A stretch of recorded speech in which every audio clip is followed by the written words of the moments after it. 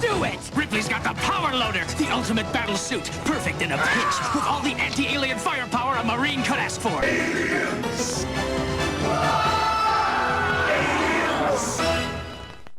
I don't get the chance to talk about it often, but I absolutely love Alien. It's one of those franchises that first got me into horror films, and till this day I still consider Ridley Scott's Alien to be one of the greatest films ever made. James Cameron's Aliens is pretty iconic too, and easily the second best Alien film in my opinion. But despite the film's violent nature, there was a time when manufacturing children's toys based on R-rated movies was just the thing to do. Better find another shit. Let's try the kitchen. Another triumph for Alien. And I think with franchises like Alien and Predator, it's very easy to see why a toy company may see lots of potential in the property and jump at the chance to market these products towards kids. One of the most iconic vehicles from the Alien franchise is the Power Loader, which is meant for simple construction, but doubles as a badass mech suit. So no surprise that in 1992, Kenner would release the Alien Space Marine Power Loader. Space Marine?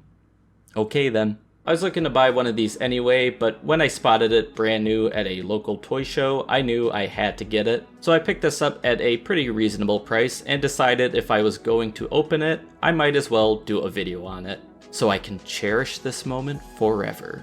Just wanted to start off by addressing the packaging, which is a beautiful thing. It has a very retro feel to it. Space Marine Power Loader with Alienator missile and grabbing claws. The back of the box goes into more detail on the gimmicks. It also includes some stats. Remember stats? They used to always have these on the back of the boxes. At what point did toy companies lose their soul? You gotta love how Ripley's just barely hanging in there. When you open it up, the pieces come in this plastic wrap. You also get some stickers, which is kind of exciting. Contrary to most toy collectors, I actually do enjoy applying stickers. You also get an instructional pamphlet telling you how to put this shit together, but the absolute coolest edition is this little Kenner toy guide that's just a wild trip down memory lane. I mean, this was before my time, but seeing they had toys for Robin Hood, Prince of Thieves is super dope. Alright, let's get this thing assembled. Here we have the full power loader with the stickers applied, although some of the stickers don't want to stay on securely. Rather it's due to the passage of time, or if the toy was just always like that, I have no idea. But I'm looking at this power loader and I can't help but feel that something is missing. Can you guess? This figure doesn't actually come with an Ellen Ripley, something I hadn't realized until after I bought it. I know, should have read the fine print. Fortunately, a Kenner Ellen Ripley doesn't go for too much these days on eBay. Oh boy, more stuff for me to tear open. This one comes with stickers too, but as you can see, they kind of fell to the side. Turbo Torch with real flame action. Somehow I doubt that. Also, Turbo Torch was flamethrower too risky? A 16-page Dark Horse comic book inside, holy shit. It's also got some other toys on the back if you're into that.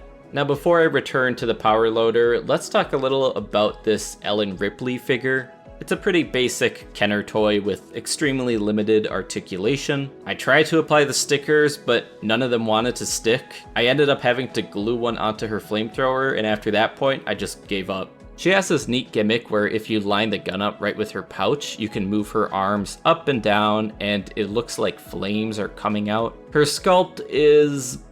it's good enough for what it is. I don't really expect too much from Kenner. She also comes with an extra gun, and of course I have to mention the comic book, which is completely warped after being packaged like that for over 30 years. It's a neat addition though, and it kind of reminds me of the mini comics that came with Masters of the Universe toys. But for now, let's put the guns aside and get her into the power loader. This toy is a lot of fun, although it's very much one made with kids in mind. I go back and forth on whether accuracy or fun gimmicks are more important to me.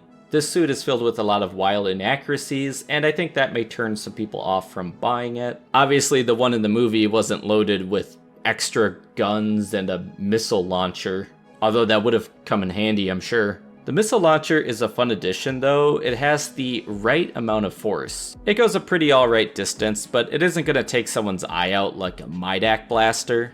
but I think the biggest point that's going to make or break this toy for you is the legs. The movie version has those big stompy legs that are iconic, whereas the toy switches those out for one large solid piece with plastic treads on the bottom.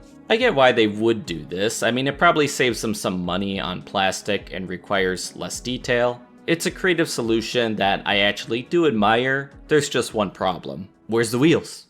Like, I understand not using real treads, but where's the plastic wheels?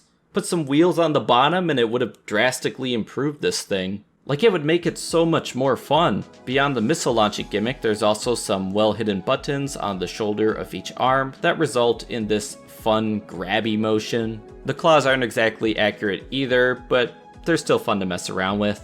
And the sculpt on this thing is actually really neat. It takes a lot of creative liberties, but it's just appealing to look at. I also appreciate the spots where they used some extra paint. They could have been lazy and just made this a flat yellow. You know, had the stickers do all the work, but there is plenty of effort put into this thing. Either removing or placing Ridley in the cockpit is as easy as lifting up this panel. As far as articulation, the missile launcher on top has a good range of motion, and the guns on the side are able to swivel. You can also swivel the arms back and forth, and these little handlebars or tubes on the side do go up and down. You won't get anything super dynamic, but this toy is more meant for play than for posing. I would have loved to see a version of this that has lights and sounds, but that's probably asking a little too much. I don't actually have any Kenner Xenomorph figures, but I do have one from NECA. But I can have fun with them and work it into a pose where the two of them are facing off in a fight.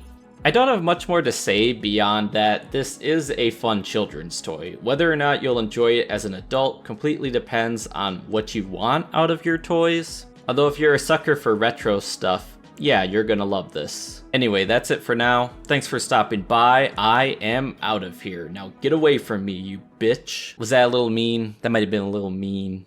I take that back.